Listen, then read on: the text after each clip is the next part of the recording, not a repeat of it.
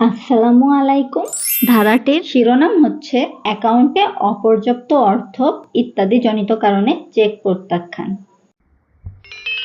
ধারাটিতে বলা হয়েছে, যদি কেউ কাউকে একটি নির্দিষ্ট পরিমাণ অর্থ পরিশোধের জন্য চেক দেয় কিন্তু উক্ত অ্যাকাউন্টে সেই পরিমাণ অর্থ না থাকার কারণে কিংবা ইচ্ছাকৃতভাবে লেনদেন স্থগিত বা অ্যাকাউন্ট বন্ধ করার কারণে ব্যাংক চেকটি ফেরত প্রদান করে, তাহলে যে ব্যক্তি চেক প্রদান করেছে তিনি অপরাধ সংগঠন করেছেন বলে গণ্য হবেন।